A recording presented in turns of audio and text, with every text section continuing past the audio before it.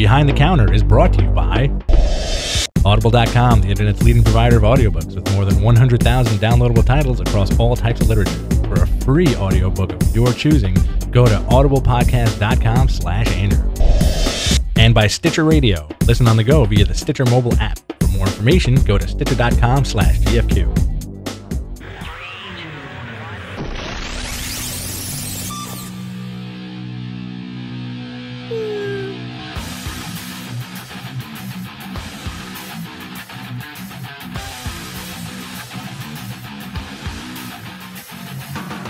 All right, everybody, welcome to another episode of Behind the Counter.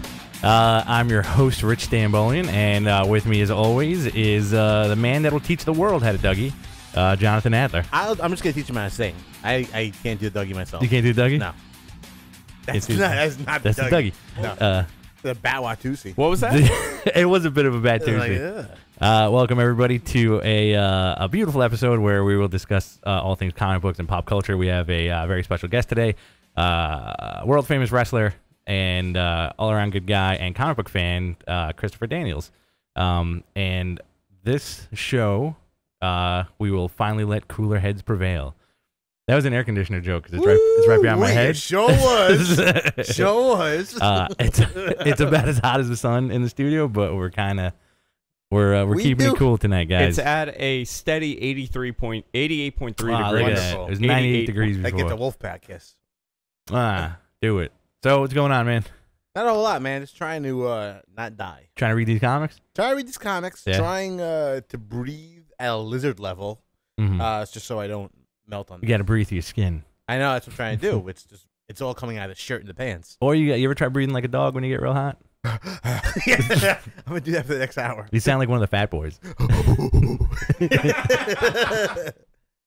If we ever do the GFQ Halloween costume party, that's us right here. Oh man, that'd be amazing. No, we've already decided what we could wear and can't wear for our Halloween show.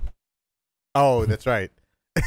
Ted loves bringing that up. Swastika is not okay. Blackface is fine, according to Jess. That's Andrew's wife. Isn't that amazing? Doctor.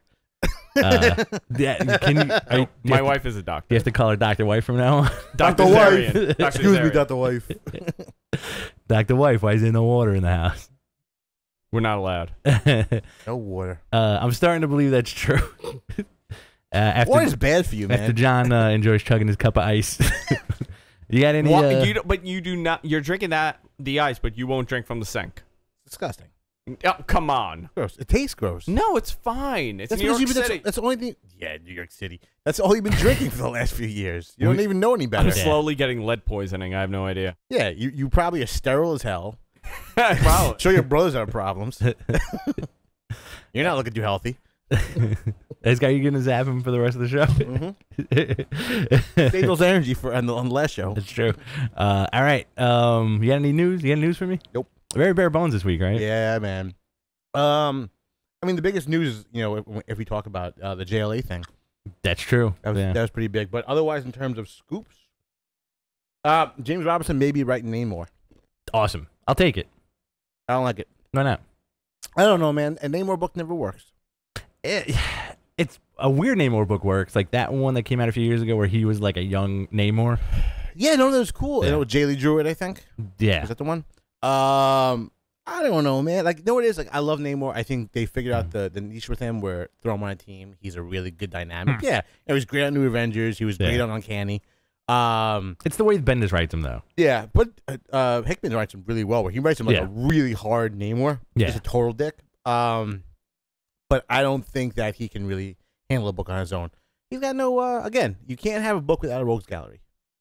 Yeah, you're absolutely. Well, he's got a Tuma. Tuma, that's exactly who he's got. That's it, and he's got Kang, and he's got those other dudes. Fantastic Four. Make him a villain again. I would love to see a villain Namor book would be awesome. Do a super villain team up with him and Doom again. That would be amazing. Fantastic. I'd be that. Have you noticed how now artists are drawing Doom very old school? Oh yeah, what are you talking about, the New Avengers book? The New Avengers, yeah. At the end of New Avengers, with like just that Kirby that Kirby face, Well, I always appreciate when they go rivet heavy with him on the mask. Like the more rivets with him, and the more like looked like this dude, like Great suit of armor, tons of technology, but the aesthetics I want like old school. I want just like Man in the Iron Mask. Yeah, I want this guy to look like a steam Iron Man. You know what makes that funny is that this guy, like Doctor Doom, is one of these characters that he's a genius, and he's also a time traveler and a space traveler, and like he's a certifiable genius and a ruler of a land and a ruler of a country. And I just want this hideous Iron Mask on my yeah. face, yeah, and a little tiny green dress. With a little pistol. Yeah. Little pistol. That you always forget. I think he used the pistol in, I think a few issues of Fantastic Four ago. Yeah, which ridiculously powerful. Yeah. It's like the arm blast and the hand blasts are a little bit weaker than the actual pistol. The pistol itself. Let's jump into it before we get Chris Daniels on the air. New Avengers this week. Very, very excellent book. Oh yeah, that was a great book. Yeah. I also found myself in the middle of this book kind of drooling a little bit and having to go read a few pages because it's really heavy on the science, man. It's very meaty. Yeah. But it's a great issue. This is, again, we're still dealing with the idea that basically the world is constantly coming to an end because of what they did, and they're working with White Swan, who is this, enigma of a cosmic entity that works kind of like on the side of death for the most part. Right. What else happened in this book? What was the big thing? Where Doom basically. They're basically just they're in Latveria and they're destroying an entire world over Latveria. Right, and Black Panther has like he's the one to control like the other planet destroying device. He's the Lord of the Dead. Is that why they wanted to do it? Because he's the Lord of the Dead, and he's also the most righteous out of the group. And I think I think he's the most righteous out of the group? I think so. I think the subplot of that is what's going to come to fruition is that breaks Black Panther, and each member of the group is going to get broken in some weird way. He got rid of Cap. Beast is barely around. Beast got set up to fail, I think, in this issue. Yeah. By saying, like, one of the characters was saying, "Oh yeah, we know all about you and all these different planets. Like, you're one of the best dudes." So that sets him up immediately. There's something going on with Reed, which his hubris is always his downfall. Yeah. Like no matter what, it's gonna get out of hand for Tony Stark. And I think that's it, right? And Black Panther is the one who goes down in this book. Like, he just has to face that weird choice, Well, next issue, he's going to be fighting Namor. So, and you have Namor on. Yeah, because that's the thing that the dynamic kind of got set up in the first couple of issues, that it's eventually going to be this big, battle between two of them, because basically Namor wiped out Wakanda. Right, yeah, as part of the Phoenix Force. The Phoenix Force. Which was an interesting crossover that just kind of like came and went. As they'll mostly do. Like, Fear itself, there's no repercussions from that. Yeah. Yeah. Well, I mean, like, you still kind of get the Phoenix mentioned, like the stuff that happened. Yeah, you have two events. Yeah. You have the fact that Tony was the one that split up the Phoenix into different members. Right. And the fact that Professor Xavier was dead. That's pretty much the two lines that constantly keep on coming up in the stories. But otherwise, like, Fear itself is not even spoken about. Yeah. It had the quickest turnaround in terms of being forgotten, which is a little unusual. It is a little, especially because you went from a Marvel universe that was so heavy on the Asgard stuff, and then to all of a sudden just like, okay, yeah, that's it, Well, it was never supposed to be a big crossover. It was just supposed to be a straight up Cap and Thor crossover in the two books, and that was it. Right. But it became, I enjoyed it. It became something else. And you have like Age of Ultron. I want to see what the repercussions are going to be. Yeah, which is supposedly massive. I think the Wolverine thing is going to be the biggest thing out of that. The what? The Wolverine stuff. Yeah. That's going to be the biggest stuff out of it. Did you? You hear me okay? I can hear you fine. Okay. Talk about JLA. Jala, it's called The Industry. Very good book. This is one of my current faves in terms of DC. My first read. It's rounding the end of the first Society of Supervillains storyline. The big thing that makes this important is the fact that Catwoman was captured by the Society of Supervillains.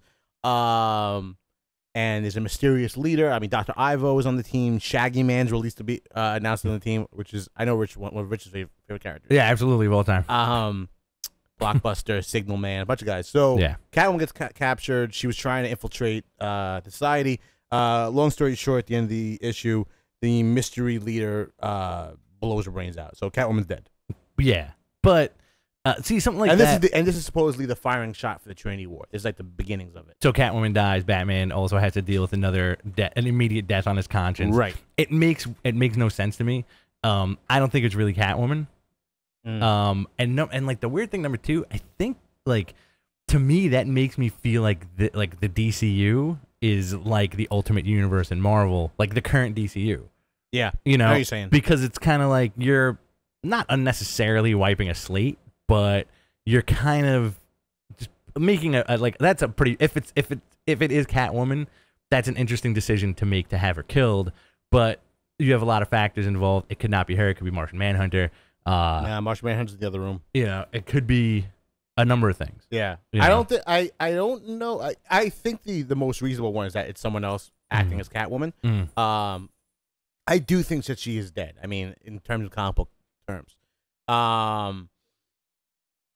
Where does this go from here? I don't know. Like, here's the biggest thing about it is it's really weird. Is the dude who shoots her? You know, the first thing she says before she gets shot is, you know, Batman's gonna find out about this and come after you.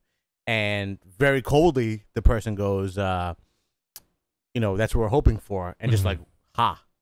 So I'm thinking this dude is more than likely some iteration of Joker. Okay. Because it's like without the frown. It's like white face, purple suit, cane. He has very Joker tendencies. That little ha and the interest in Batman kind of is setting off bells with this. Well, yeah, I mean, Well, if it's an alternate reality from the old school world of Joker, that's true. that'd be amazing. But a month ago, DC also kind of let the cat out of the bag that they were introducing Joker's daughter Yes, into the mix too. So that could be another one. You know? it could be her. Yeah. It could be a girl underneath the suit. See, the parallel to me as a fan doesn't make any sense because, you know, there was no morning time for Damian yet. Yeah, It makes this hold no weight if it's that's you know. yeah, that's a good point. It seems like there's a little bit of a great deal of deaths happening around him, Right. Just to create the impact a little bit greater. And this is obviously a bigger Batman story because someone broke into the Batcave and knows, you know, that Batman lives there. Right. So there's someone inside his world that's, you know, kind of They saw his bed. They saw his bed. It's like, that's Batman's bed. But also in terms of the training war that's coming up, we forget that the whole Flashpoint thing started with Pandora being shown for the first time. So Right. hopefully maybe there's an end in sight, and the training war is the end of this god awful. DCU. Yeah. The DCU that has a quarter of it actually still pretty good, and the rest of it Yeah, just because kind of like that quarters of good could actually, like Green Lantern and Batman, Yeah. you know, just do what you're doing. Just keep it going. yeah. And like you didn't pick up Avengers Superman this week, right? I have them. I have them all digitally because they've been coming Okay. out a few weeks earlier than you have. You're number one. Yeah. I think I did read that actually. Yeah. I liked it. It was the Chris Sprouse one. Who It's did it? with Samney. Yeah. And Lemire. Yeah. Lemire draws a really hard-looking Superman. Oh yeah, with the weird. Yeah. With that weirdo big head at the end. Yeah. See, that's why. Again, as a Superman fan, that just made me go nuts because it's like that. The end of that story was it's two kids playing Superman and a villain, and Have that somewhere. apparently Superman's been sitting on he's sitting on a roof somewhere listening to these kids talk, and one kid is like, well, you know, I'm gonna be Doomsday next time, and the other kid's like, why? And he's like, well, Doomsday's gonna kill Superman. He's like, nah, no way, nothing. You know why I like Superman? Because nothing could beat Superman. And he's sitting there with like that baseball mitt of a face that Jeff Lemire draws. That was I was when I read that I actually took a screenshot of it and I really wanted to send it to you because it's so insane. It is. It's I love the way the guy draws. It's awesome. Like Sweet Tooth is phenomenal, but it's so interesting seeing him on like a mainstream hero. Hell yeah. They all just look mangled. Yeah, he's like a bruiser. Yeah. Like a bar guy. He draws everybody like a bar Yeah. dude. All right. Well, it's about that time. It looks like we're gonna bring on our guest. Andrew, do you want to do the intro? You want me to do the intro? You did it last time. No. You guys got stuff to do. All right. Our guest today is Christopher Daniels, professional wrestler, professional comic book fan, Professional cool dude. He's a really nice guy, so we'd like to bring him on right now and you know, Give him a warm welcome. give him a warm welcome, talk about comics. Here I am Hey, again. what's up? What's up, man? What's up, Long time guy? no see, Yeah, everybody. I've never talked to this man in my life. Please, stranger. Mere moments ago. It's funny how the internet works And right there were the dogs. Thanks, neighbor kid. now. Awesome. Hey, so how you doing, Chris? Doing good, man. What's going on? I heard you guys chatting about DC. I'm completely in the dark about DC. I've Good. tried to read a little DC, Yeah. but I never got into anything DC long term ever since I was in like high school. So I'm out. I'm sorry. Quiet, dog. Quiet. I was reading some of your picks that you did for your favorite comics. It seems like you're very much a big X-Men and Titans guy back in the day. I was, yeah, I was definitely a Titans guy, and like that was probably the only DC stuff I ever really got into, and I don't think it was because of the characters as much as I really enjoyed George Perez and Marv Wolfman's stuff. Yeah. So I'm character driven in Marvel, but I'm creator driven in DC. Like I'll read certain things if certain creators are writing. Like the last DC stuff I read, other than the New 52 stuff, was Straczynski's Superman and Straczynski's Wonder Woman.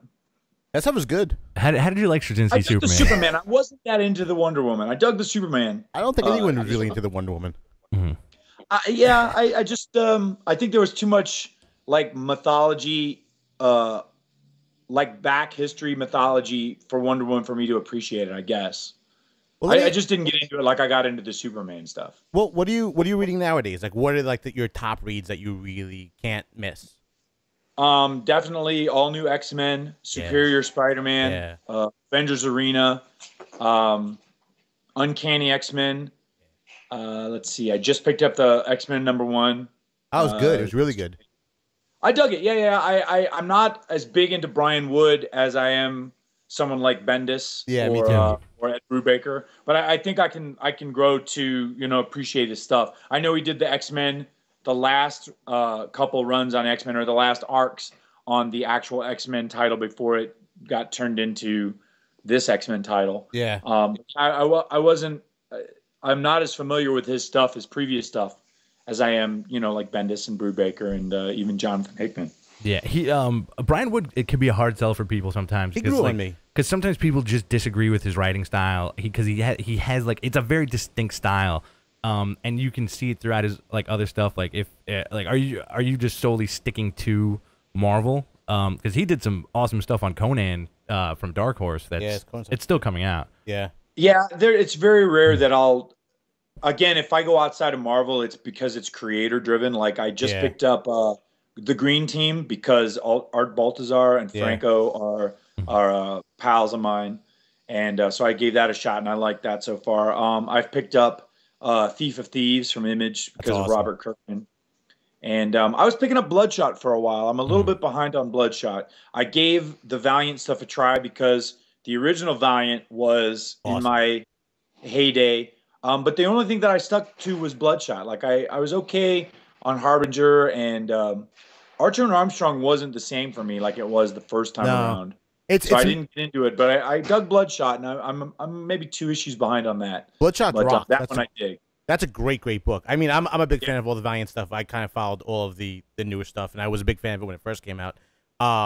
You're right about the Archer and Armstrong. It's kind of missing the feeling, but Bloodshot is an amazing, amazing book. Yeah, and I dig the art too. I dig all of it so far, and I think the only problem that I'm gonna foresee is that I haven't gotten into anything else, and Valiant wise, and like they're deep in the middle of like crossover. A big crossover right now that I don't think I'm gonna get into. So. Well, you should try it out. I mean, you were speaking about one of your picks were Superior Spider-Man. Now, that's a book that me and Rich are big fans of, and a lot of people are completely divided about this book. Yeah. I mean, it seems like you're a big fan of it.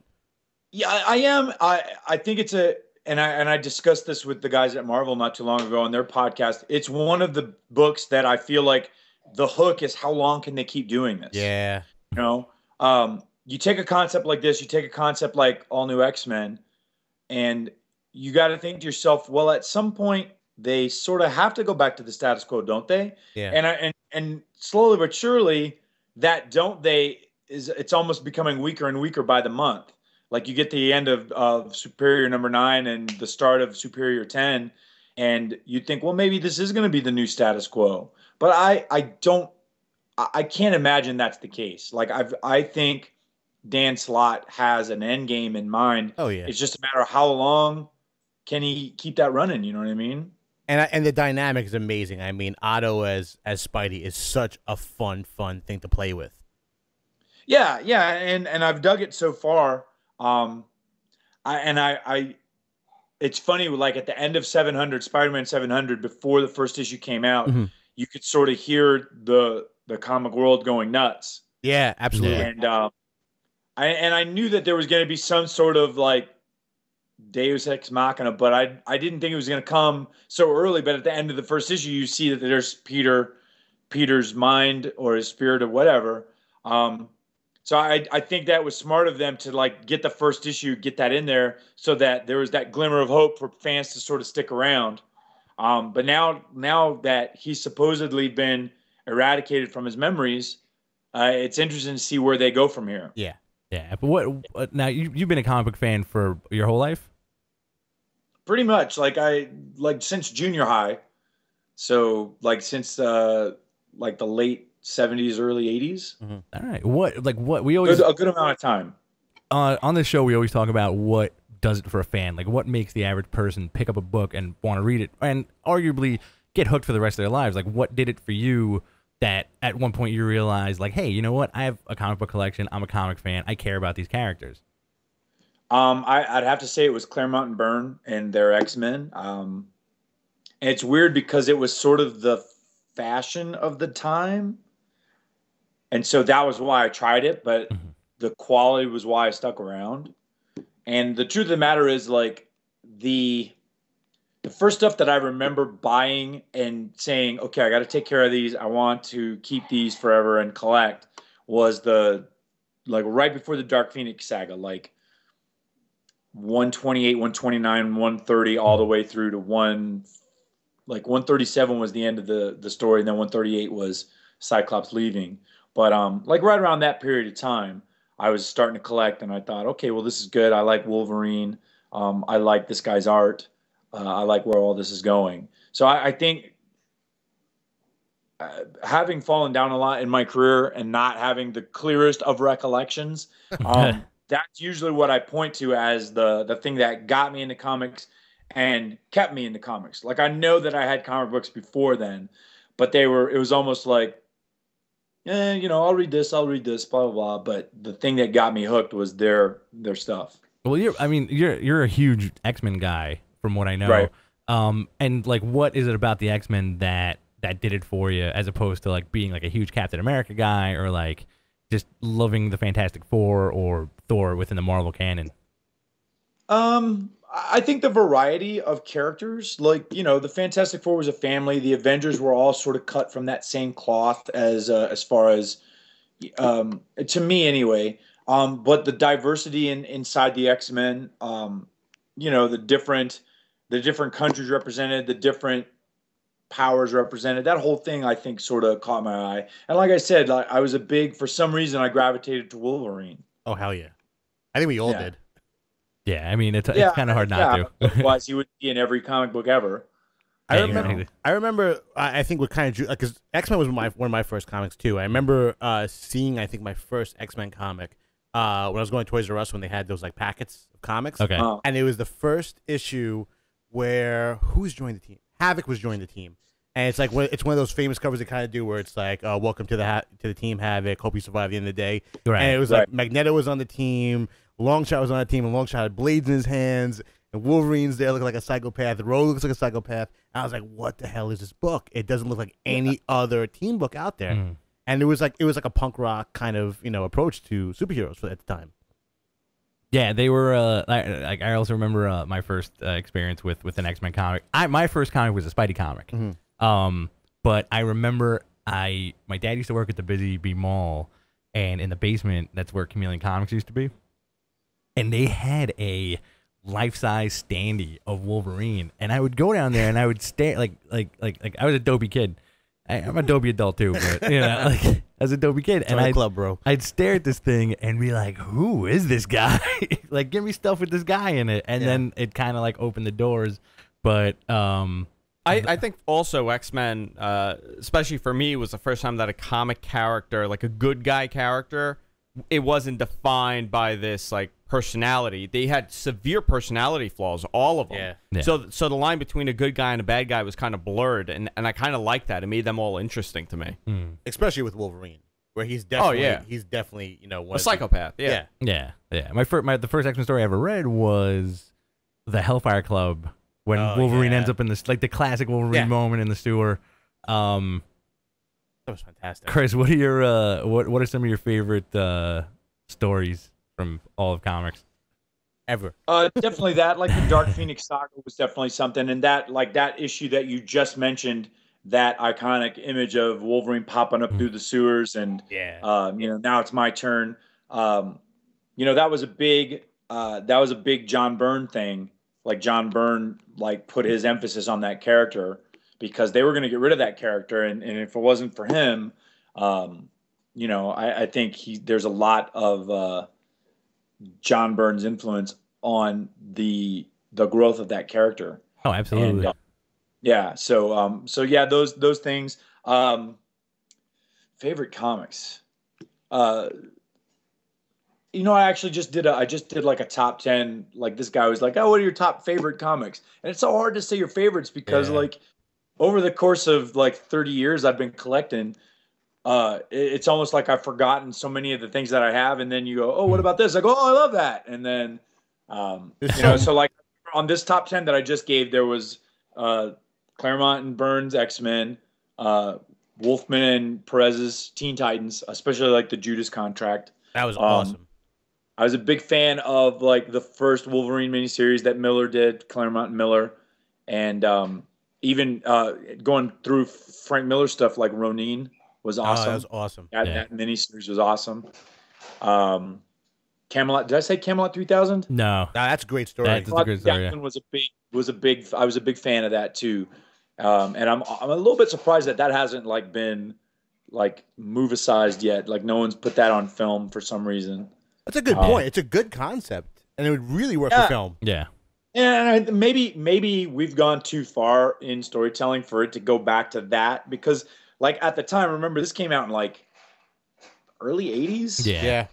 And for that time, it was completely ahead of its time. But now you think, you know, the Knights of the Round Table are in the year 3000, futuristic, blah, blah, blah. And you can point to like probably 7 or 8 different films that are, that's sort of like this or that. So let's see. Midnight Nation and Rising Stars, Straczynski's stuff at Top Cow. Yeah, that was really good. That's where I first found out about Straczynski.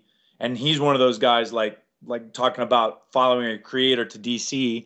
You know, when I found out he was doing Superman, I decided to pick that up. Let's see, some favorites. Those are the ones I remember. If we talk about more, I'll be like, "Oh yeah, that's a favorite." Yeah. You know, just chime in whenever. But all right, creators, like you're very creator centric. Just like throw in like Memento. Like every 3 minutes, I'll remember. Oh yeah, what I like, Uncanny X-Men. I love Wolverine. Don't fall down, kids. What? Tuck your chin when you fall.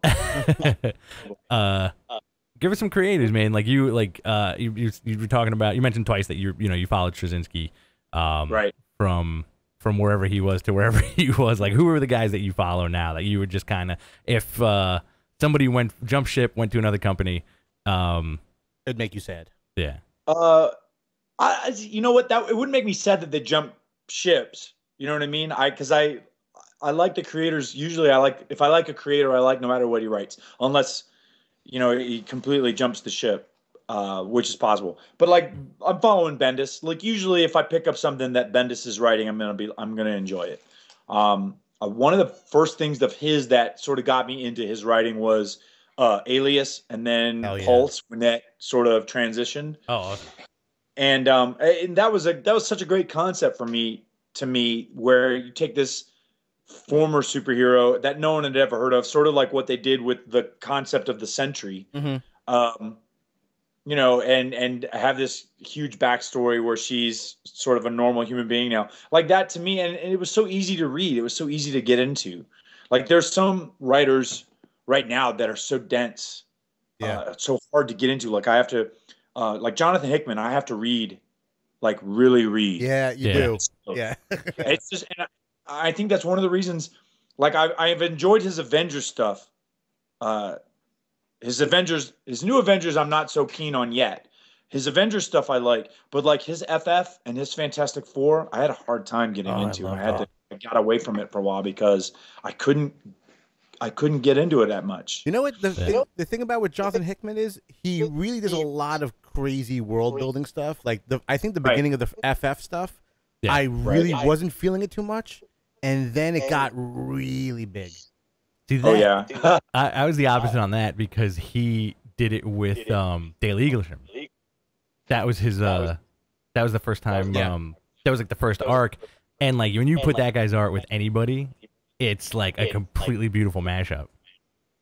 Andrew, Eaglesham's good, man. Eaglesham's good. He's doing the Iron Man book now. Yeah, it's very good. And, it's a good. I like Greg Land, but I haven't been disappointed that Eaglesham's doing it. Eaglesham's incredible. Yeah. I think that dude draws like some of the most appetizing comics I've ever read. No, he does. He's like the next level Kirby when it comes to like just the way he makes people's faces and like everybody's wide. It's and, very like, superhero. It's everyone is very like built up and beefed up, and it looks fantastic. Yeah. Have you read Hickman's East of West or Manhattan Projects from Image? I read the first issue of Manhattan Projects, and that I really dug. I haven't got into it further than the first issue. But yeah, like the first time someone tried to get me onto Jonathan Hickman, they sent me Secret Warriors? No. Before that, it was something Nightly News. Nightly News, thank you. Yeah. And it's heavy. It's really, really heavy. Yeah. You know what I mean? So yeah, that was tough for me. Like I got it and read it and was like, whoa, I got to read that again. Well, you were talking about your love for Alias, and like I know that me and you were both, me and Rich are both big, really fans of that.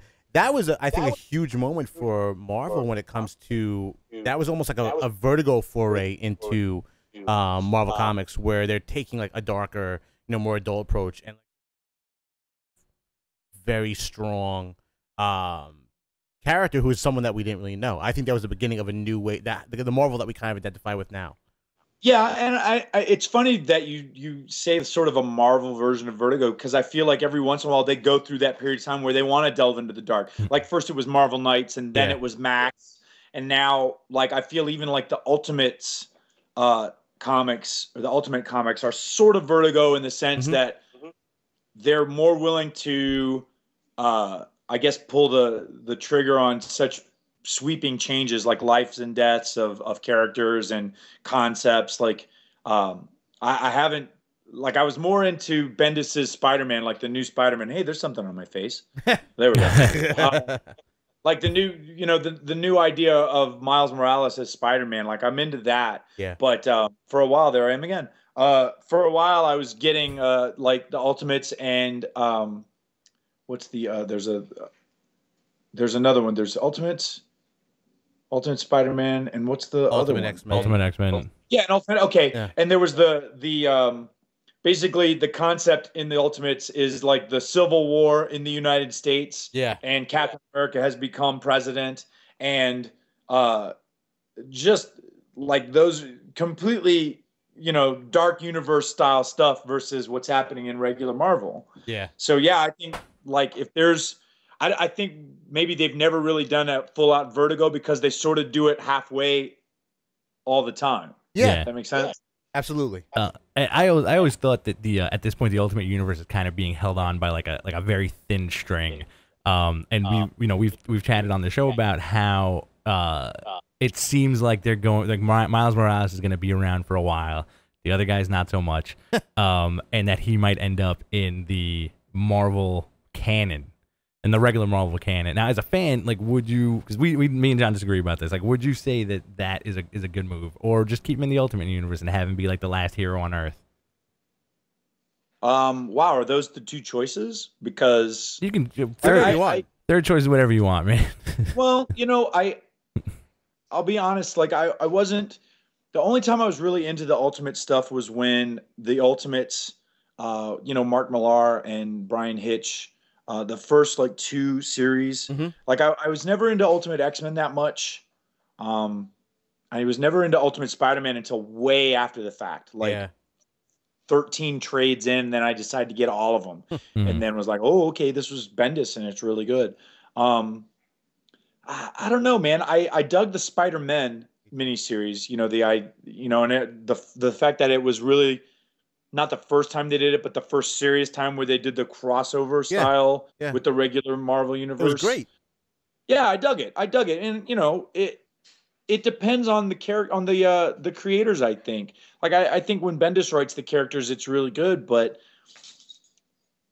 Ultimate stuff right now and Ultimate X-Men and it's not really hitting home for me. Yeah, maybe it's too sweeping. Maybe it's too different. That it's just like, whoa, this is alien to me almost. No, I think there's a general malaise with that line right now. I think they don't really know what to do with it. They're trying the more outlandish storylines. Even with as much as I love Ultimate Spider-Man, they took a very big storyline with killing off Parker, and now we have the Civil War storyline you're talking about and the President's storyline. But still, I enjoy it, but I'm kind of just going through the motions in terms of the book. It's not something I would say if you have $20, go buy this book. Yeah. You think about all the different stuff that's happening with Marvel now. Yeah. It's almost like what they used to do in the Ultimate line, they're doing in Marvel now. Absolutely. New X-Men, all new X-Men and Superior Spider-Man and Avengers Arena, like these concepts that sort of tipped everything on its side. That's sort of what the Ultimates was. Absolutely. And now they're doing in Marvel now. So what is the Ultimates? Yeah. So, I can see that. I'm glad you constantly bring up Avengers Arena because I'm a huge fan of it. I don't hear many other people talk about it, but that book is fantastic. Yeah, it's funny. Before this book, I'd never heard of Dennis Hopeless. Oh, he's awesome. I really dig the concept. And that was another one. How long can they keep this going? Yeah. Realistically. And it's surprising. This is one of those things like you know that they have to have some sort of end game because they can't. This isn't going to be something where you're going to be celebrating the 100th issue. I don't think. I think this is something that's going to not fizzle, but I mean, there's a definite arc. Yeah. There's a beginning, middle, and end, and I think he's got an idea of it. But it's funny, like the first issue, and they get rid of like one of the characters that everybody who at least knows these characters, the one that everybody liked. Yeah, Metal. I was shocked. Yeah, me shocked that he went so quickly. And then it's funny because the first page of the second issue, this character that no one had ever heard of, like flies up into the top of the dome and breaks her neck. I thought that was hysterical. Like, it was great. Don't worry, everybody. You didn't know this one anyway. So. Yeah, it's a great book, man. Yeah, it sets up. I dig it. You know what I really dug was the issue where they sort of delved into Arcade's backstory, how he went from basic tuxedo-wearing buffoon to this, insane tech guy, and I really dug that issue. That was a good, not fill-in issue, but I mean, it was a really this series is very much like Lost. Oh yeah, in the sense like there are some of these characters that have never been in the books or in any books until now, and now you're getting their backstory while you're telling the ongoing story. So I'm really digging the format, and I like the new characters. I like Death Locket. She's awesome, brilliant. And the last issue I read, 9, where you find out that what's her name? The girl is sharing the body with her brother. Yeah, she's kind of villain, and I like the fact that they have what's his name, the kid from Runaways with the Darkhawk amulet now too. Yeah, right, yeah. And all these questions going on about when, like, how is he going to stay? Hey, there's my name. How is he going to, stay Darkhawk, and what happened to the guy? And yeah, it's cool, man. It's cool, good. And it's one of those things where, like, you have an idea where you think this series is going to go, and then, whoa, right turn, Clyde. Yeah. Are you reading Wolverine and the X-Men?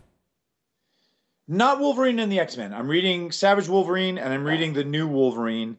I was into Wolverine and the X-Men before Avengers X-Men and during Avengers X-Men. Mm-hmm. But once it changed, I sort of fell away from it just because there was a lot of X-Men, Wolverine and X-Men to be reading. So that was like the sacrifice I made. Yeah, you went like the last ones I read were the episodes.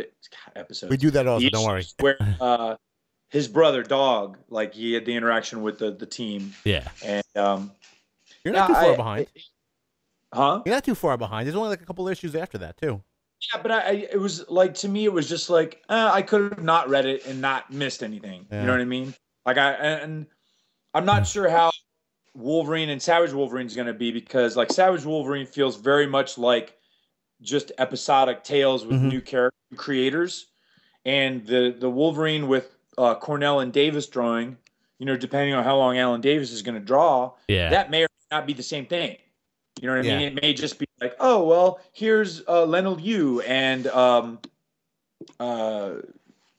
Brubaker, and they're going to do a 5-issue arc. Yeah. And this won't necessarily tie into the previous arc with Alan Cornell and Paul Davis, or Alan Davis and Paul Cornell. Either one. Yeah. So, you know what I'm saying? Yeah. Like, there isn't, and maybe it's Wolverine and the X-Men that is the ongoing, here's the story of Wolverine as we go, as opposed to standalone arcs and stories. I think it is, actually, because you haven't, like, just like you said, like how it's been very episodic. I haven't felt like I've read a long-term Wolverine book in years with a long continuity and a long, storyline. I think Wolverine and X-Men, you're actually seeing the most development with them. I read Savage Wolverine. I love it. I think that what you're saying is pretty right on when it comes to it being just kind of like a feature for whatever artist on the team on the book itself. But Wolverine and the X-Men is just, I love it. I love it to death. I would love to see the Alan Davis book to be that kind of ongoing book. Yeah, as it goes forward. The thing I really like about the Alan Davis book is that it's crazy. It's a testament to that you can throw Wolverine into any weirdo story and it works. You know, especially with a guy like Paul Cornell writing it, and just like that Alan Davis art is ridiculous. Yeah, I would honestly read anything that this guy has like input in. Even if it was written by like a 3-year-old. Hey Chris, did you read Wolverine: The Best There Is that came out like last year? I think. I read it digitally. I didn't read it. Like, I started reading the first 2 issues and it didn't catch my attention. And then I went back once the digital stuff was available on your iPad. Yeah. And I went back and read like the first 10 issues and dug it. That was a really insane kind of like maxi way of going with absolutely, with Wolverine. Absolutely. And I think that was what turned me off on it the first 2 issues, and then made me like it once I power read through the first 10. You know what I mean? Yeah. Like, it didn't catch me the first time, but once I got into it, it was like, oh, okay, I see the hook. Yeah. It was definitely Max / Marvel Knights, dark, gritty, lots of death and chaos. Totally. At this point, you mentioned you got it digitally. At this point, are you for digital comics, or are you still like old school? You need the comic in your hand. I'm a little bit of both, man. I've got my feet firmly planted on both sides of that fence. Like, if it's something that I want to collect, I collect it. Like, I will buy the issue. And if it's something that I just want to read, like, I have friends at Marvel that hook me up with codes. So, especially when my paycheck's a little later than it should be, I'll get codes, and that'll it allows me to keep up with the things that I want to continue to read. The thing about Marvel that sort of upsets me is that some of their books, and I'm sure obviously you guys know this, the $2.99 books are without digital codes, and the $3.99 books you get the free digital code. Right. So like a lot of stuff I'll buy and download, put away in the bag and board, and I can read it when I want. So like all the X-Men stuff, all the Avengers stuff, I'm getting that. I put it on the iPad. I can carry it with me. I can take it on the road with me when I'm traveling. Avengers Arena, Deadpool, Morbius, X-Men Legacy. These are books that I like that I have to physically read because you don't get codes. And I don't want to buy the book and the code. You know what I mean? Yeah. That's just, that's a bit much. Yeah. So hopefully, I hope that at some point Marvel goes, you know what, all the books, like I don't mind paying $3.99 to get the physical copy and the code. And I hope that sort of becomes the standard, the way it goes. Yeah. So, or like a split. Like, I would rather see a split down the middle where like you get both for a cheaper price. Like there's really no reason for a comic book to be $3.99. Well, I think but I think at this point they're sort of, it's not going to change. I think that small. You remember? I think DC was the ones that did it first, where they made a deal like, we're not going above $2.99. Yeah, that's it. Yeah, they drew the line in the sand, and then immediately went to $3.99 and said we're going to put a backup feature. It was literally like a month later. Yeah, yeah. I think Marvel's smart too. Like there's not too many $2.99 books that are up on the top shelf mainstream. Like maybe Daredevil. Yeah. Like that's one that's $2.99 that I think is up there. Yeah. As far as the upper echelon, it's like they take risks with the $2.99 books, but the $3.99 books they know they know people are going to buy. Those are guaranteed sales. Yeah, $3.99. Avengers is definitely going to sell for $3.99. Yeah, and all the X-Men stuff, all the Wolverine stuff. But Marvel was really smart about that. I mean, the idea of putting a digital copy inside of a physical copy is a really great idea, and they really did embrace the idea of digital content. And it seems like they're going more, like both companies are going more towards creating original digital content. Like, if we can't afford to put this book in the stands, it's too, chancy. Let's create it. Like the fact of, what was it? DC puts out a bunch of like the Adventures of Superman. They do Legends of Dark Knight, and then they have like, my personal favorite was the He-Man stuff, which is awesome. Yes, I know you love the He-Man stuff. That was great, man.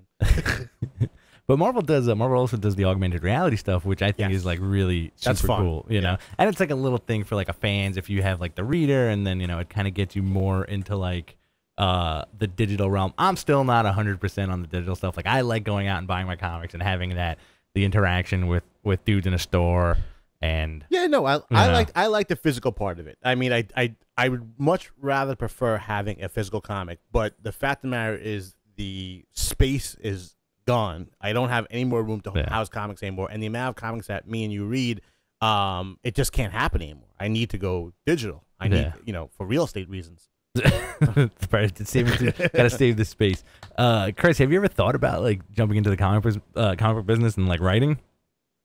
Yeah, I have, but I actually told my friends at Marvel that I had an idea for a story that I wanted to do, and as I sit down and think about it, I'm not mentally prepared for that, man. There's a lot of work to it, and it's something that I have to sit down and actually think out like 1,000%. Well, like it's one of those things where the times that I have tried to write stuff down or get stuff out of here and onto some sort of paper, I just hit the worst writer's block. Like I've got ideas and I'm like, would that be a great story? And there it sits. I'm just like, I got to get it out. But I think I have to train my brain to tell the story the way comic books stories are told. And it sounds a lot easier than it really is. You know what I mean? They make it look easy. Yeah. I'll throw in at you a time traveling fallen angel comic book. It's set in the Marvel universe. Yeah. I've had a couple of people that say that they wanted the fallen angel character was sort of comic friendly. And one of the first ideas I had was back in the day in like 2008 when I was gone from TNA, I had written a story here. I didn't write it. I had a story in mind of like where I was for the year that I was gone. And now that it's 5 years ago, it's like, no one cares now. Yeah, you can't do like a flashback episode of wrestling, but that's a good concept. Maybe you talk to somebody at TNA, work that in there. If you had to write one book, and it's not an X-Men character, you can't do X-Men, can't do Wolverine. Who would you write within the Marvel universe?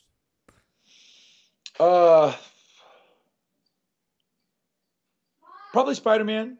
Yeah. I especially the last like 2 or 3 years.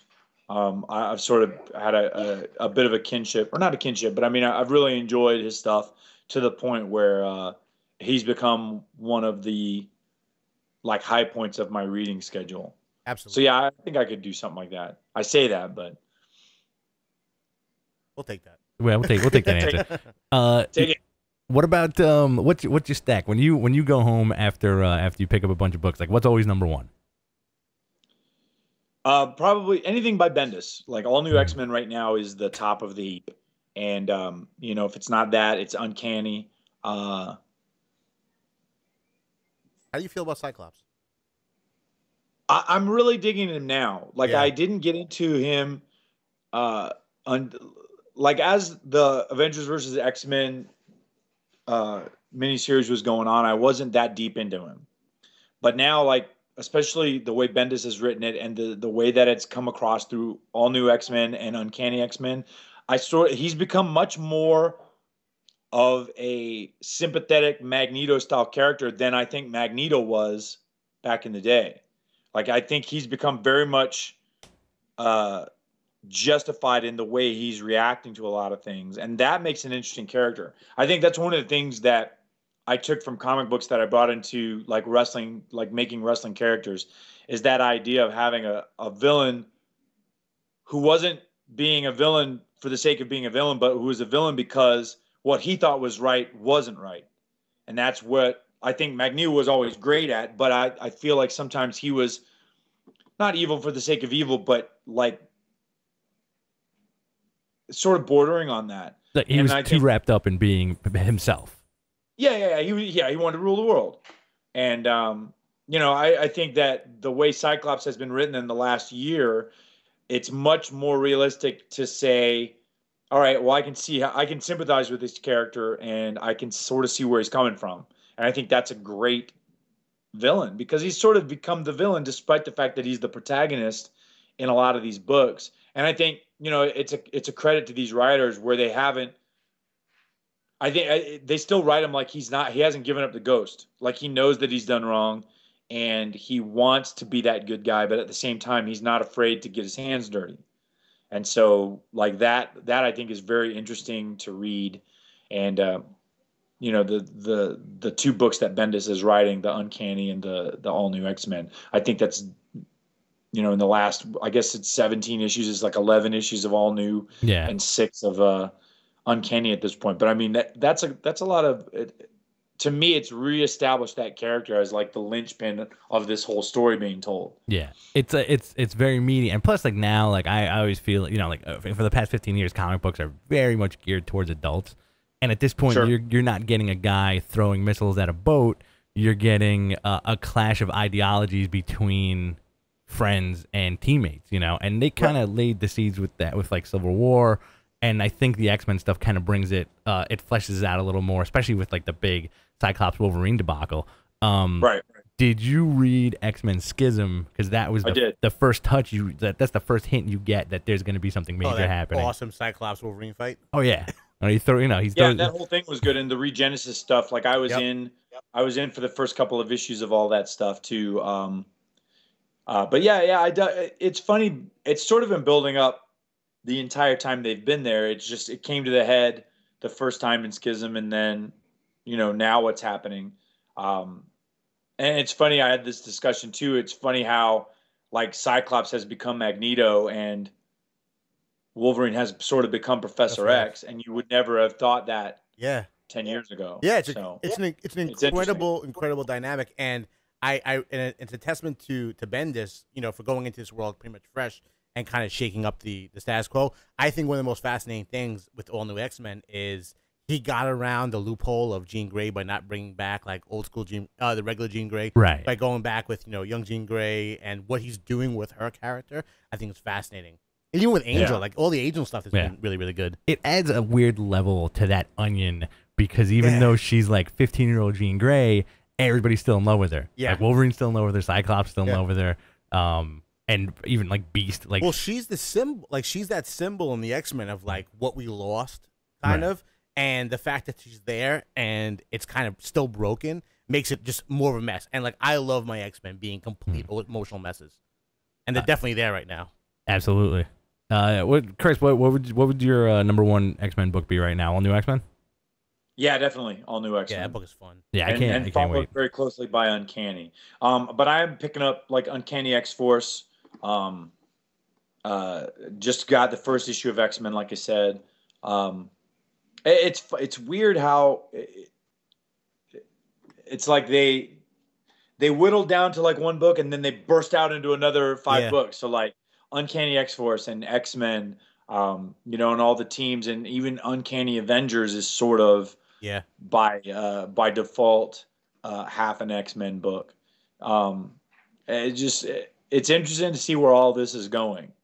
Well, breaking down that wall between the superheroes and the mutants, I think was one of the best choices, because as I always felt there should have been no reason why these two worlds didn't interact on a daily basis. Right, like you couldn't get Uncanny Avengers like 20 years ago. Yeah, like we only had was Beast interacting between the two worlds, and then Wolverine. But all these dudes wear costumes. Why aren't they? If there's Galactus in New York City, why isn't everyone being called into action? Why do the mutants have to wait until neo-Nazis are out that door for the most part. They gotta hang out. Gotta hang out a little They gotta bit. deal with their own problems. They're not really the cops like the Avengers. They're not like, proactive. They're like the militia. Yeah. Up until like a couple of years recently, ago. yeah. Now it's like like they're very proactive and they're very cool. That's awesome. So, Chris, any picks, like anything you think people should be reading, from Marvel? We always try to pitch comics every week. Maybe something. That, Okay.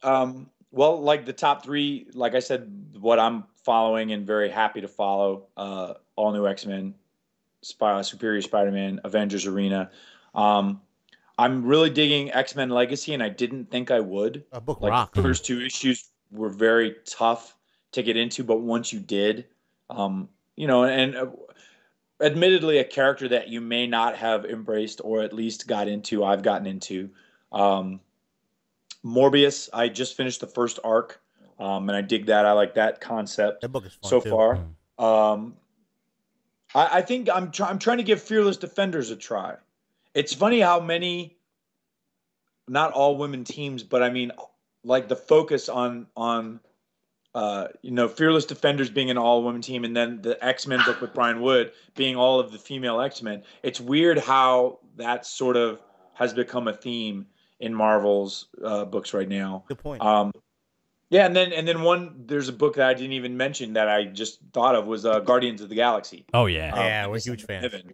And it's funny how that, like the Guardians of the Galaxy, Nova, Thanos Rising, where that's all going to go, especially with the movie coming out in, is it next year or 2015? Next year. Guardians of the Galaxy. I think you're next right. year? Next year. Yeah. Okay. So, it's interesting to see where, like how much emphasis they put on that corner of the Marvel Universe, especially with the Age of Ultron stuff happening.